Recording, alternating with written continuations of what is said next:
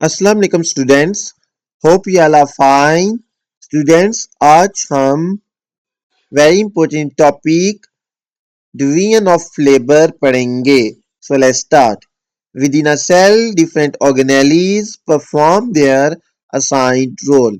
यार बच्चों, एक सेल के अंदर जो डिफरेंट ऑर्गेनेलीज प्रेजेंट होती हैं, हर ऑर्गेनेली को जो रोल असाइन किया गया है वो अपना अपना रोल परफॉर्म कर रही होती है। ठीक है, जैसे माइटोकॉन्ड्रिया की बात करें तो वो क्या है, वो रिस्पायरेशन कर रही होती है और क्या एनर्जी क्या कर रही होती है, प्रोड्यूस कर रही होती है। ठीक है, उसके अलावा अगर हम बात करें राइबोसोम्स की तो वो प्रोटीन सिंथेसिस कर रहे होते हैं। ठीक है, तो हर ऑर्गेनेली जो अपना स्पेसिफिक फंक्शन है वो परफॉर्म कर रही होती है। Mitochondria act as power house of cell as they produce energy for the cell. Ribosomes remain engaged in protein synthesis. Chloroplast harvest light energy to manufacture organic food. यार बच्चों, जो mitochondria है वो पावर हाउस के तौर पे काम करते हैं क्योंकि वो क्या एनर्जी प्रोड्यूस कर रहे होते हैं सेल के लिए। राइबोसोम जो होते हैं वो इन्वॉल्व होते हैं प्रोटीन सिंथेसिस में, यानी प्रोटीन बनाने में वो इन्वॉल्व होते हैं। क्लोरोप्लास्ट क्या करते हैं, जो लाइट एनर्जी है, सनलाइट एनर्जी, उसको हार्वेस्ट करते हैं, कैप्चर करते हैं ताकि क्या कर सकें, जो ऑर्गेनिक फूड है उसको प्रिपेयर कर सकें। For normal survival and functioning of a cell, its organelles must do their specific job. यार बच्चों कि एक सेल की नॉर्मल सर्वाइवल के लिए और उसकी फंक्शनिंग के लिए ये जरूरी होता है कि उसकी जो ऑर्गेनेलीज है अपना अपना जो स्पेसिफिक रोल है, जो उनकी स्पेसिफिक जॉब है वो परफॉर्म करते रहें। The performance of given function by different organelles is division of labour. यार बच्चों, ये जो परफॉर्मेंस है फंक्शन की डिफरेंट ऑर्गेनेलीज की, ये क्या है, डिवीजन ऑफ लेबर है। ठीक है, डिवीजन ऑफ लेबर का मतलब है कि जो वर्क है वो क्या होता है, डिवाइड होता है मंग डिफरेंट सेल्स के, सेल्स में डिवाइड है। ठीक है, कि हर सेल ने अपना स्पेसिफिक काम है जो परफॉर्म करना है, रोल है परफॉर्म करना है। ठीक है, तो ये जो डिवीजन ऑफ टास्क है बिटवीन डिफरेंट ऑर्गेनेलीज, इसको हम कहते हैं division of labour. Cell is the unit of life. कह रहे बच्चों, जो सेल है यूनिट ऑफ लाइफ है, so a cell can perform all basic function of life. तो एक लाइफ के जितने भी बेसिक फंक्शंस होते हैं वो सेल परफॉर्म करता है। A cell can respire, take and utilise nutrients, grow in size, show movement etcetera. एक सेल है जो वो रिस्पायर करता है, ठीक है, न्यूट्रिएंट्स को क्या करता है, अब्सॉर्ब करता है, यूटिलाइज करता है, साइज में ग्रो करता है, मूवमेंट शो करता है। इन unicellular organism, a single cell live as an organism and perform all these life processes independently. यार बच्चों, जो यूनिसेलुलर ऑर्गेनिजम्स होते हैं, ठीक है, those organism which consist of single cell, जिनके पास एक ही सेल होता है, उनमें जो सिंगल सेल है वही क्या रह रहा है, वो ऑर्गेनिज्म के तौर पे सर्व कर होता है और जितने भी प्रोसेसेस है वो इंडिपेंडेंटली परफॉर्म कर होता है।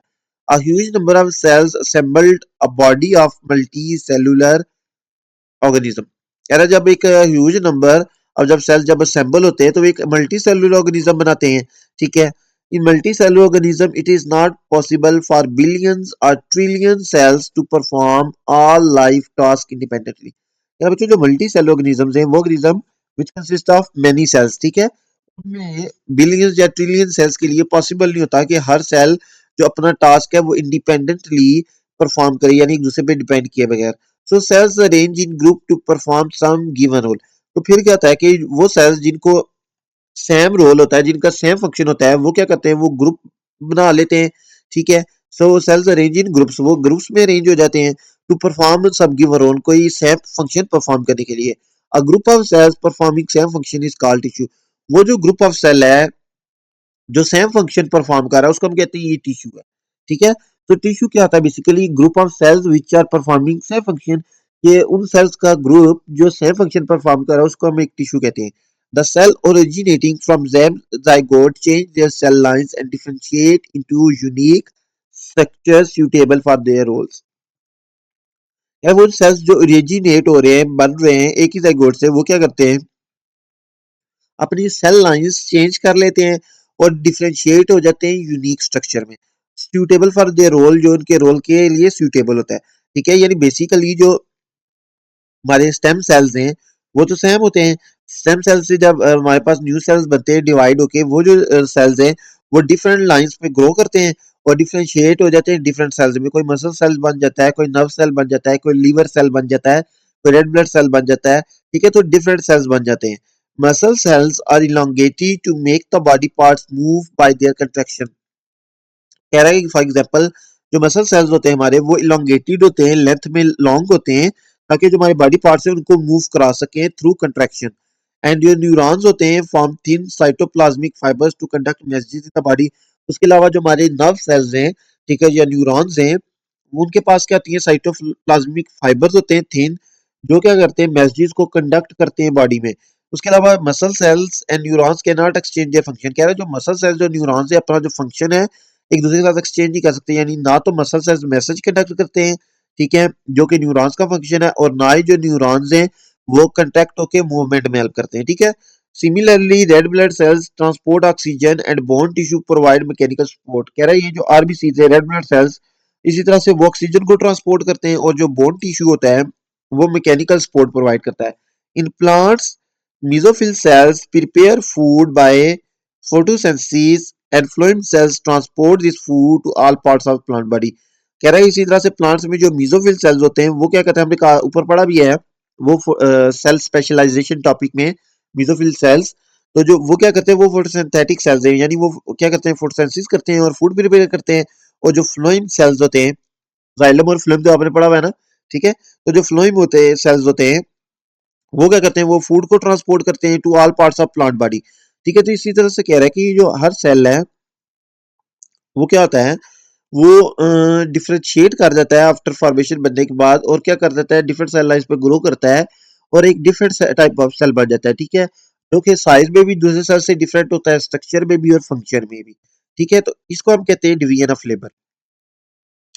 तो डिवीजन ऑफ लेबर हमने बच्चों पढ़ा कि हर जो सेल है उसका एक डिफरेंट रोल है और वो क्या करता है, वो परफॉर्म कर रहा है।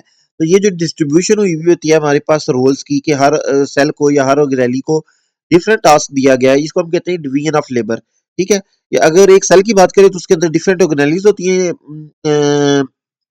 डिफरेंट ऑर्गेनेलीज के बीच में डिवीजन ऑफ लेबर हुई है कि हर ऑर्गेनेली का अपना अपना टास्क दिया गया, अपना अपना रोल वो परफॉर्म करती है। और अगर हम एक सेलुलर लेवल पे बात करें तो हर सेल का एक डिफरेंट रोल है, उन सब में क्या हुई है, डिवीजन ऑफ लेबर हुई है, यानी हर सेल का एक स्पेसिफिक फंक्शन है, ठीक है। किसी सेल का अगर मूवमेंट में रोल है कि तो किसी का मैसेज कंडक्ट करना है, किसी का रिस्पायर करना, तो हर सेल का क्या है, डिफरेंट फंक्शन है। तो ये था हमारे पास टॉपिक बच्चों डिवीजन ऑफ लेबर। होपफुली आपको समझ आ गया होगा। If you have any doubt you can ask in comment section. Please like share and subscribe my YouTube channel. Thank you.